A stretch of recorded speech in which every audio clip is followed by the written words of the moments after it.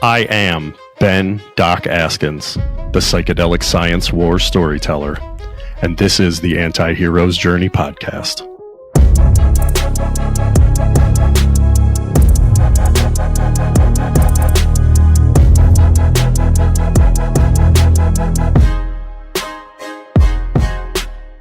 What's up, anti-heroes? This is Doc Askins here, bringing you the Anti-Hero's Journey podcast. If you want to check out more about me and my stuff, you can go to antiheroesjourney.com and download my audiobook or my ebook on there. If you're looking for mental health care in the Louisville, Kentucky area, I do have some space available in my private practice currently. You can go to advancedpracticeproviders.com and shoot us an email or a text or give us a call and try to get you on my schedule as soon as possible. And then if you're interested in whole life healthcare, you want to get as healthy as possible for as long as possible. You want your health span to match your lifespan so that you can die healthy 100 years from now. Sign up for wildhealth.com and you can get 20% off of your first year's membership over there for using the code all caps DOC, D-O-C. That's me. You get unlimited health coaching, a bunch of genetic testing, a bunch of labs. You get a doctor to talk to on a regular basis. And whether you're really sick and need help or really healthy and want to move from the top 5% to the top 1% of performers, we help you with all of that sort of stuff. So get signed up over there at wildhealth.com.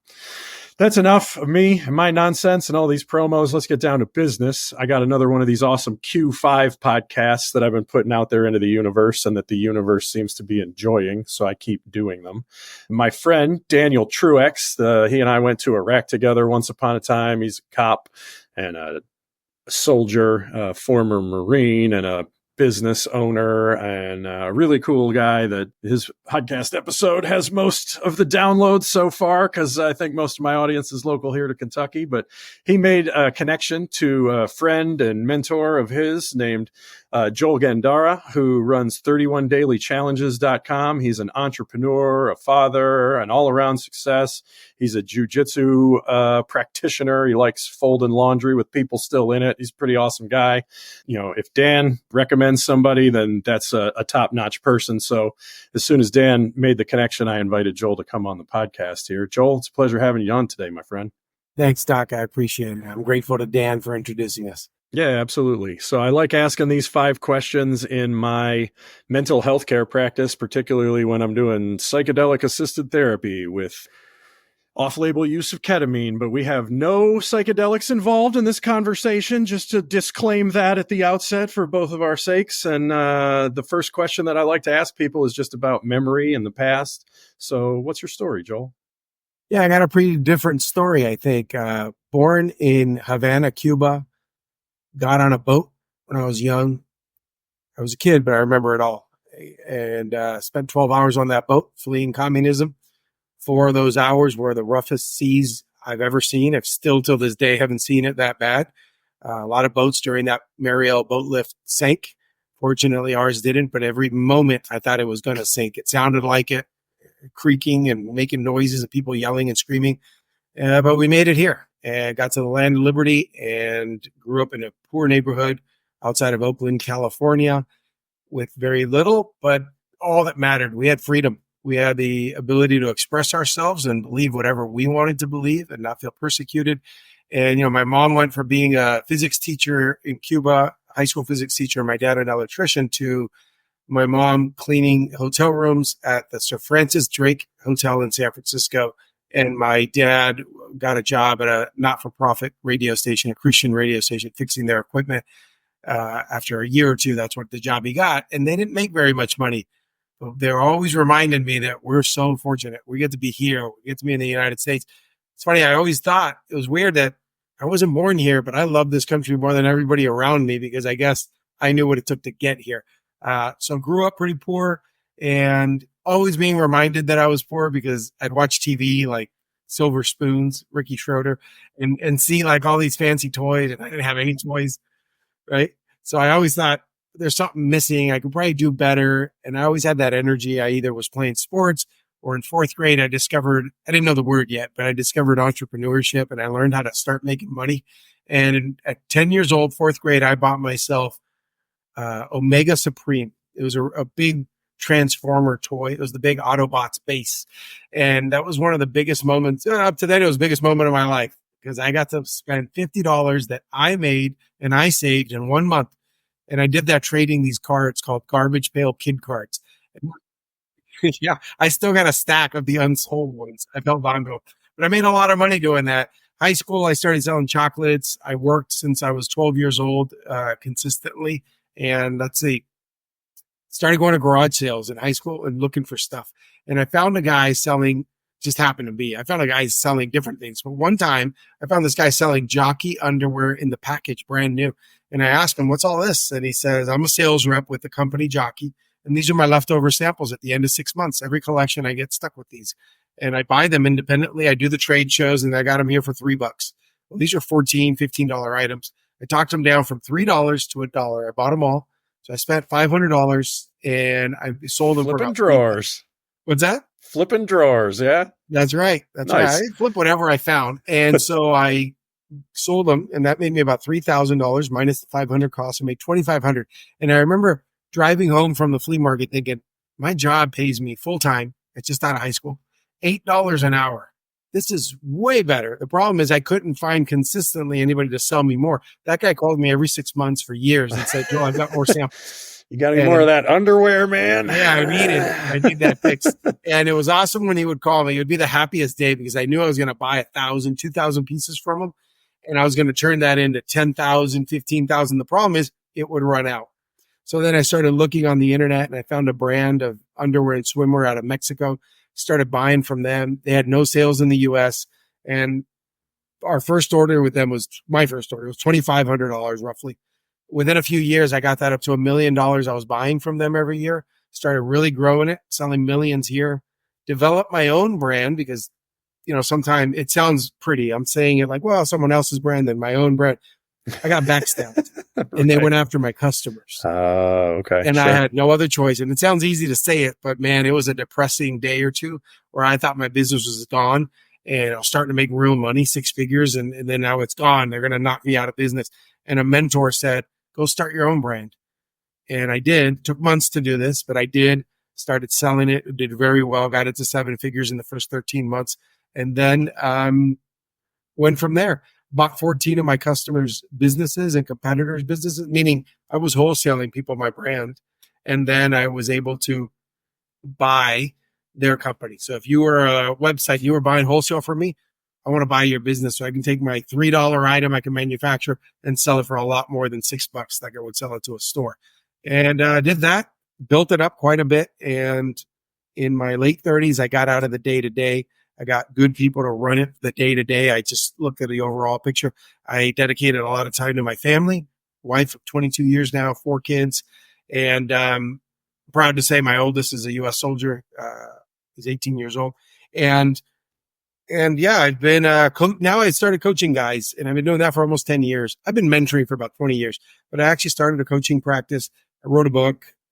Guys go through my program and that's it. That's where I'm at today. Live in South Florida, near Miami, Fort Lauderdale. Yeah, that's a good story. I think when we were talking on the phone before this, you had like a wild story about a .com that you bought or something like that along the way. You want to tell that story? So I bought a lot of websites. The one that popped into mind right when you said it, and I don't even remember that conversation in detail, but the one that pops to my mind is, I bought a bunch of businesses. Some were very profitable. They helped me sell millions of dollars just buying one customer's website. But the one that didn't make me much money, but was most impactful on my life was I bought an underwear company out of LA called Jocko, Jocko. And with it came the trademark, a bunch of inventory, and the website, jocko.com. I know Jocko Willink. I didn't know him back then, but I had read his book, Extreme Ownership, and I loved the guy. I thought he was so awesome, him and his partner, Laith Babin. So I wrote to them, Echelon Front, his consulting company. It's made up of all mostly SEALs. Now they've got some Marines, some athletes, and they're a consulting company. And I reached out and no response. But see, I think it was in 5th grade, I got a perseverance award from Mr. Jeffrey Black, my teacher. And that was a good award to win because it always reminds me like, I don't quit. I don't stop at once. I keep going. So I waited a little while and I wrote them again, but this time I got every email on their website that I could get, and I emailed them each one by one. Copy, paste, copy, paste. I must have sent 15 emails. And Jamie Cochran, the COO of Echelon Front, responded and said, hey, thanks for the email. We don't really need Jocko.com because we own Jocko Fuel, Jocko Books, Jocko everything. And, but what did you have in mind? And my email back was, I want to work out with Jocko. I want one workout. I'll fly myself to San Diego. I want him to coach me on a few coaching calls on the phone. But if he likes me, I'd like to continue it. No pressure, but a couple of them is all I ask for. And I'd like to just charge $1 for it. And the next email I got was from Jocko Willink saying, dude, you're awesome. Come down to San Diego, bring your wife. Let's work out. Let's go to dinner. Let's talk. And I spent an evening with him, spent like 2-3 hours in his podcast studio. He gave me every book he's ever written. He signed them all, had multiple phone calls with him. He sent me to Muster, this awesome event he puts on once a year with my wife and I. And then I brought a bunch of coaching clients. I went again the next time, almost 20 of us the next time. So might make that a every few year routine of bringing a group with me. And yeah, didn't make any money. I made $1. And I want to say for the record, I told Jocko, if you give me a check, I'm not going to cash it. I'll just put it up on my wall. And he never gave me the check, and he still hasn't given me the $1. So I might have to try to get him in a headlock. To shake him down. Yeah, I might shake him down. Yes. But he gave me what I really wanted, was to build a relationship with him and with his partner, Leif Babin, who's also an awesome guy. Yeah, nice. That's really cool. Yeah, I saw where they're going kind of through the ringer right now, where his jiu-jitsu school, there was a fire or something. You didn't have anything to do with that over that $1, did you? I was in that building, but I was in that building about 2 years before it happened. That's okay. Victory MMA. Yeah, it was very sad. Yeah, that's your story, like and you're Jocko sticking to said, it. good. Yeah, He said it happened, we'll rebuild. Yeah. It's impressive to watch, just leaning forward and leaning into whatever successes and victories. Jocko gave me a lesson once that I think it's worth sharing here. We were walking around Victory MMA. He's showing me how impressive the place is. He wasn't bragging. He's just showing it to me. And I said, this place is amazing. It's so big. What was this before you bought it? He said, it was a racquetball center. And we bought it, gutted it, turned it into what you see here, an MMA academy. It has everything. Octagons, punching bags, you name it. Podcast studios there. And I said, wow, so what was your first business when you got out of the military? And he said, it was this, which surprised me because normally you start small. And then, you start with a lemonade stand or thereabouts, and you go from there. And I asked him, were you stressed out that coming out of the military, no real business experience, you bought this massive building and built it all out? And he's like, no, I didn't get stressed out. And I go, that doesn't match up because you're such an intense guy. How can you be so mellow about opening such a big business? And he said, he stopped and he said, well, no one could die. And man, that was one of those moments in my life. We have these points that we can map. That was one of them for me that gave me a huge realization and a lot of value. Since then, I want to say I've taken things a lot better. If I'm healthy, my kids are healthy, my wife is healthy, and everyone around me is good, you might lose a little money. Things may not work out as well, but it's not the end of the world. We're not dying. Yeah. Yeah. It's perspective, right? There's always somebody who can see a little bit more or has seen a bit more and can stay a little bit calmer from ain't nobody shooting at us is something I throw out there every once in a while whenever something's really shitty coming down the pipe, right? Yeah. Yeah. Well, cool. Yeah. That's some wisdom dropped on you that you're sharing with the audience. I appreciate that greatly. I ask people about their stories, to ask about memory in the past, and then I ask also about intentions in order to, use your imagination and see where you see things going in the future. So what are your intentions going forward, Joel? With my life? Anything that you want. Okay. I'll say the one thing I can control is what I decide to do and how I absorb things. And it wasn't always this way. I used to let my situations guide me and throw me off and, no fair. So I have a pretty good control nowadays. So my intentions were to make a lot of money. When I was young, I lived in a ghetto. I heard gunshots almost daily. It was police activity. There was a drug dealer on the corner that we were all scared of. I remember as a kid, he was a teenager. I was a little kid. He beat me up. He beat up a bunch of us. He was just a punk. When we got older, his customers would break our windows of our car. It was rough. So my intention was to make money because all I wanted to do is get out of there. I didn't want to live there. And now I live in a great place. I'm very happy. So my intentions are to continue what I'm doing, but beyond myself, beyond my wife and my 4 kids, it's to help people. And who I'm better equipped to help is men. So I've been coaching men for years now. And I think making their lives a little better, not by me doing anything magical, but guiding them through some steps that I think over time they realize, oh, yeah, I could build relationships. I could make better decisions. Like Jocko says, discipline equals freedom. Once we have good discipline and we're taking the right steps, our life gets better.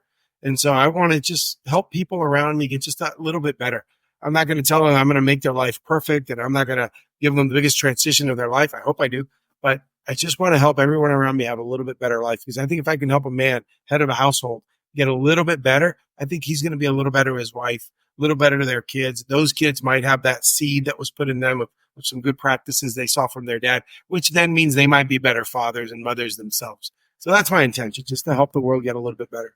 Yeah, so the way I'll then ask people about bridging from the past to the future is by talking about gratefulness, because usually gratefulness brings us into that present moment. You can either look back at the past and talk about how great it was and make it into like the golden age, oh, the good old days, or you can look forward to some kind of great imaginary future, or you can be super afraid or super anxious about the future in the past or whatever. But one of the ways that most reliably, in my experience, has helped people to be in the present moment, in the now, is to think about gratefulness. So what are you grateful for, Joel? Oh, man. All right. So I know that I'm grateful beyond the average. And here's why. I was sitting at a forum meeting with 7 awesome entrepreneurs myself, and we wrap up a 4-hour meeting. We're sitting in the backyard of a mansion on a beautiful spring day in Miami. Yachts have been going by. Yachts are parked all around us, and it's one of our friends' house. And as we wrap up the meeting, the moderator says what worked and what didn't work, right? We rate the meeting, give it a 1 to 10, what worked, what didn't. I think I rated it as a 10, which I rarely rate anything as a 10. And when they said what worked, I said, look around. I mean, look how beautiful this all is, right? I've never thought when I grew up, the way I grew up, that I'd have friends like you guys, that I'd be in a mansion in the backyard looking at yachts and living a life that I live. And one of the guys, good friend of mine, whose dad happens to be a billionaire, said, man, you're always so grateful. They never heard that before about me. So I thought, I am. And then I started comparing some things and getting a reference point. And I said, yeah, because I never had anything. You know, when you don't have a toy, you don't have a toy. I had a wiffle ball bat, a yellow plastic wiffle ball bat, and like 3 wiffle balls. And that supplied a couple of years worth of playing for me. Yeah, I put masking tape on wooden blocks and called them Ghostbusters. Well, that's good. It helps with your creativity. Right. So when you have an upbringing like that, you tend to appreciate a lot. So I'll tell you, the biggest reminder for me that gives me tremendous gratitude is that when you walk into my closet, I have all my shirts hanging like this. They're all in order. Polo shirts, long sleeve shirts, everything's in order. Pants over here. But there's one thing out of place. Rather than this shirt being just like the rest of them, it's the first thing I see when I walk in. And it's the shirt that I wore on the boat when I came here from Cuba as a kid. And I've been looking at that shirt every single day of my life since I got here. And every day I said, man, I got like 12, 13, 14 first cousins. They're not here. They can't come here. I have this opportunity. I'm the chosen one. I got to make every day count. I got to be productive. And oh, by the way, what would my life be like if I was there? It would have sucked. To live in communism, as outspoken as a freedom-loving capitalist that I am, I would have hated my life. I would have ended up, I don't know what I would have ended up doing. So I am very grateful every single day that I wake up. Do you start your day off grateful? Is that the first emotion you just wake up with? Or is that something you've had to like kind of develop into? I had a long time where I had an automatic, just autopilot negativity. When you grow up, for whatever I think that's reason, pretty common. Speaking from the mental health lane. Yeah. Yeah. So my default was always, oh, that's not going to work. Oh, what does that guy want from me? Oh, that's just going to make me lose money. All these negative things. I did a little bit of work. I read some books. I saw a guy years ago, and man, it set me on the right path to realize and explain to myself. And by the way, like Jocko says, to detach from the situation and think it through logically. For example, if a guy would have cut me off on my way to work when I was young, that would have set me off. It would have just, you're young, you have rage, you lifting weights, you're strong. And I would have been pissed. And I would have kind of tried to hunt that car down just so I could tell him how stupid he is. And then probably never get to him. But that would have worked me up where the rest of the day, I get into work and maybe my boss says something. And it's not mean spirited or just being a boss. And I would have taken it the wrong way because I set that wrong domino in place. And now what I've learned to do is write that guy off as an idiot. That guy cuts me off and I go, what a jerk. But that's him. He's living in that poor shell of a jerk. I'm a happy person. That guy's not touching my happiness. And as I've done that work, yes, now my default is to be appreciative and to be happy. But I'm another person from 20 years ago. My version of that, for what it's worth, is like trying to actually say thank you. Instead of like Jocko says good or whatever, I'll try to say thank you. Like somebody cuts me off. It's like, oh, thanks, bro. Appreciate you slowing me down. Obviously, I was going too fast or something. Maybe you see something I don't see. Maybe they're on the way to the emergency room. The hell do I know about what's going on their end or whatever, right? I tell myself that guy has to go to the bathroom so bad to stay in his seat. Yeah. I can't blame him. I've been there, right? Yeah, it's time to go. It's time to go, right? Then you feel bad for him, poor guy, and man, his happiness comes over compared to the other emotions. I'm just so glad I'm not shitting my pants like that guy over there, That's right? right? Yeah, it could be worse. Nice. That's Nobody's it. shooting at us. Yeah, exactly. Nice. Yeah. I like it. So cool. I asked people about story and intention and gratefulness, talking about past and future and present. And then with everything that you've got going on there, with all of your imagination and all of your memory and all your gratefulness, what are you creating in the world? So again, it used to be for me to just create wealth because wealth meant getting out of a bad neighborhood, getting out of a bad situation. And once I've gotten to a point where I'm comfortable, and I want to share a quick story of how, and I'll make myself a note here, creating just so I don't sidetrack. But real quick story. I was chasing all the time and I bought this house where I live in now. And it's a beautiful house, 5-bedroom, 4-bath, 3-car garage on about a 1/4 acre in a beautiful neighborhood, safest city in Florida. In my community within the gates, there's multiple current athletes, retired athletes, very nice place. But 2 blocks down within the gated community, there are these mansions. And I'm talking like 15,000 square feet on the golf courses here, private country club. And when I say 15,000 square feet, remember, I live in South Florida, among the most expensive real estate in the country. Bought this house 10 years ago. It was spring. And it was now summer after I bought the house. And I was spending the day with my 2 boys, my 2 older boys who were little back then. And we rode bike. And we went to all the parks in here. We rode all around. We did all kinds of stuff. And then I said, I'm going to shock them. I'm going to take them 2 blocks down as we're coming back home so they can see these mansions. They've never seen homes like this. And as we go into that street, they're getting blown away going, I can't believe these houses. Oh my God, this one's beautiful. Look at this one. They're going crazy over them. And they said in a frustrated voice, Dad, why didn't you buy a house in this street? And up until then, I had never stopped chasing. I always thought it wasn't enough. When I bought my house, I was happy for about 2 months. And then I said, no, I need more of a house. I could afford more. When you buy a certain car, it's nice for a little while. Then you want the other one. Well, that day, something changed in my life and it was very impactful. I told my sons, I could have, believe it or not, I could have bought a house here. But see, I bought our house cash. Cost me over, back then, 10 years ago, it cost me over $800,000. These here are almost $2 million, which today, double, triple, it's gone up quite a bit here. And I said, but there's something that would happen if I would have bought one of these houses. I'd have a mortgage and I'd have this big payment that I'd have to make every month. And then my property taxes were $14,000 a year. I can't imagine what those must be, right? They're probably $30,000, $40,000. And if I had all these expenses, I'd be working extra. I'd be working a lot and I wouldn't be here with you guys. And by the way, all the parks we rode to today, all the bike riding we did, we saw some moms, we saw a lot of kids on this summer day. Have you guys seen a dad yet? And they both said, no, there's been no dads. I go, that's because they're all at work paying for these mortgages. What would you guys rather have? And one of my sons goes, no, we like our house. We prefer to have our house. And the other one jumped on and said, yeah, our house is great. In that moment, they realized something. They probably forgot about it now. It changed my life. I have not chased. So what do I create now? I'm not trying to create big wealth and get after all that. I've done it. I've built some pretty good money. I've got passive income. All that's great. I want to impact the world. So I'm creating a group of men. It's called the Brotherhood. And the way I get guys into that inner circle of mine is They go through my 31-day program. And there's always superstars in there. There's some average guys, and there's some guys who stayed quiet. I didn't get to build a relationship with them by their choice. Maybe they're busy. They just weren't as vocal. They're all great guys usually. But what I do is I hand select from every class that I have of men. And I say, hey, you guys, I'd like to invite you into this group. It's called the Brotherhood. And there's a charge for it. It's relatively small for the value, I think, because most don't quit. But I keep bringing them superstars. I keep bringing them authors.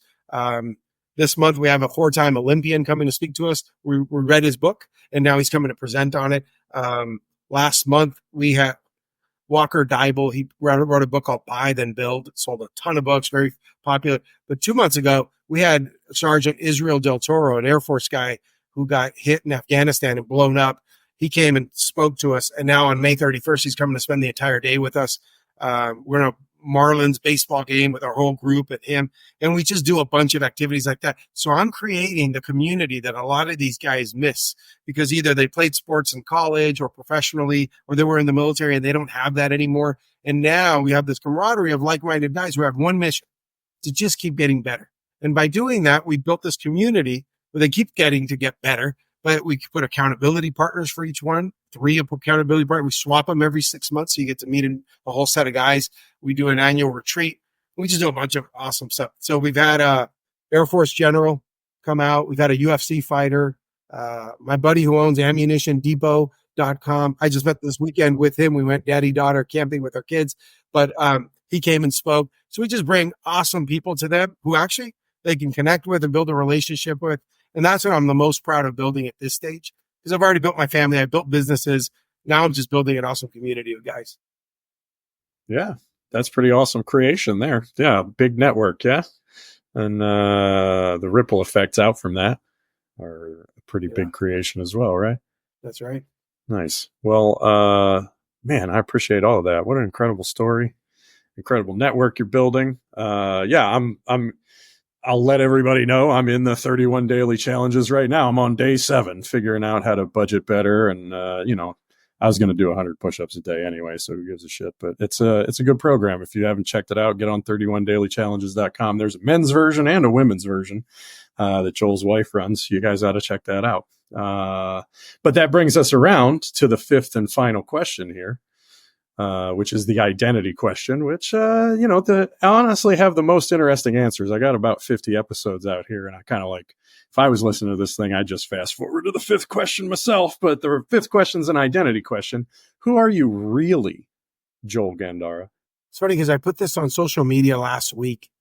Every time I speak, and in the last month, I've done 3 talks to different groups that have brought me in. I've had people say at the end, "You're so real," or "You're so authentic," or everything you say it sounds like it's the real deal. And look, I don't sugarcoat anything. I've had some ups and downs. I'll tell you this. In my story, I didn't tell you a couple things. Growing up in a bad neighborhood, being surrounded by bad influences, I fell for some of those stupid things. I got arrested a couple of times. When I was 18, I got arrested. When I was 19, I got arrested. And then I picked up my life, said, I'm never doing this stupid stuff again. I'm going to change. And I went the right way. So I'm a real person.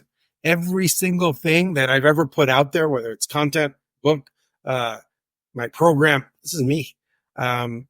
I am who you have heard here. I have this story of coming here as an immigrant legally, starting in poverty, having some rough moments. I remember for a while, we didn't have a refrigerator. We had a cooler with ice, and I'd go down in the morning and get cereal and my gallon of milk out of the cooler, right? Because we couldn't afford a refrigerator when I was a kid for a little while. Hardworking parents. They eventually bought a house within 2 years of moving here, paid it off 7 years later, bought another house, making minimum payments, minimum money, but doing okay.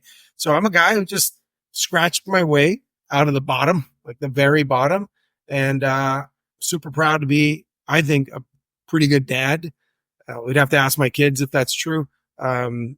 I know I'm a pretty good husband. My wife tells me all the time that I do a great job. By the way, I wasn't born that way, and I wasn't married as a good husband. When I got married, I was not a good husband. My wife reminds me. She says it's been a work in progress, and it's been phenomenal development. And that's happened not on accident, but intentionally. Reading the right books, talking to the right people, getting the right mentors, and learning. So that's who I am. I'm this guy who just scraped and scrapped and got to where I am today. And it's a little bit better. It's a lot better than where I started. I like that a lot. You got any final thoughts you want to share with the audience? Yeah. Let's see. I hope no one is out there trying to do things alone. I hope you are building a community. I hope you're reaching out to people. I got asked recently about my stance on television. So I don't have cable. We don't have Disney Plus. We don't have Netflix. I don't care to hear what the media wants me to hear. I'm not trying to be their puppet. I don't want to get depressed by it so then they can sell me a pill, or eat their processed food so that I could get more depressed and need another pill and be sick and all that. So I do my own thing, right? And I hope your listeners are doing the same things. But so somebody asked me the other day, well, wait a minute. If you don't watch the news, then how do you know what's going on in the world? And I thought for a second, I go, I actually don't. I heard there's something in the Middle East. I heard there's something in Ukraine. Seriously, I just heard. I hear people talking. I don't get into it. By the way, I have a bachelor's degree. It took me 10 years to earn it. Ironically, it's in international relations. I was 28 years old when I graduated because I was building a business. I was busy. I was paid for it myself. It took me forever. And I like the overall concepts of world news, but I don't need to hear what's happening today because I'd rather talk about what happened 100 years ago or a war 50 years ago. I like that better than what's happening today because here's the thing. Yes, correct. I do not know what is going on in another part of the world, but you know what? I know what's going on in my 4 kids' lives. Like you can't imagine. We talk every single day and we go deep. I know what's going on in my wife's life. We spent a lot of time together. She was a registered nurse, cancer survivor, mother of 4. We were busy. And now for the last many years now, we've got to be able to retire and not work as hard. So I get to enjoy that. I know how my neighbors are doing. I know how my family, my friends, I know how the men in my community are doing. And I'm always reaching out, telling them, I'm here. Here's my link. Set up a call. Call me. Let's talk. That matters to me because I can impact their lives. And those are people I care about. And while I don't want to see anybody hurt, someone 10,000 miles away, I'm sorry. I am not in a position to do anything for that person. So why am I going to absorb that negativity? Imagine if I had some headsets that guaranteed send some sound waves into your brain that cause depression, anxiety, stress, high cortisol levels, negative thinking. And I put those on, I'd be an idiot, right? Well, that's what the news is. So I just want to share with people that that's something that has worked for me for the last 8 years. I've got it to 0. I don't care. I don't want to hear it. But I take that time. Hey, I get to do this. I get to talk to you. I get to share with men that I care about and family. So build community, reach out to people. Don't do things alone. Yeah. Making a difference when you can, where you can. It's amazing how that realm of influence expands as you focus in on what you can actually make a difference on. And then all of a sudden, you're making a difference in other places you never expected to. But if you were only focused on what's happening across the Atlantic Ocean all the time, you're not making a whole lot of difference anywhere, over there or over here, right? It's just math. It's just math. It's a lot of miles, man, to like reach out there and make a difference, right? Yeah, I want to help everyone around me, man, because then I get to see this guy who's having problems in his marriage and it's going really well now. And he gets to write me a note. Or I've had wives come up to me in person at an event I held at my house for the guys. And she said, I just want to thank you because the man that you're seeing today is the man I married 20 years ago. But for 18 years, he was gone. But you helped me bring him back. Man, I don't need to hear some depressing news. I want to hear things like that. And that's what I focus on. I hope people do the same thing. Well, that's beautiful stuff. And I'm really grateful you take some time out of your day to have a conversation with me, Joel. My pleasure, Doc. All right. Doc out.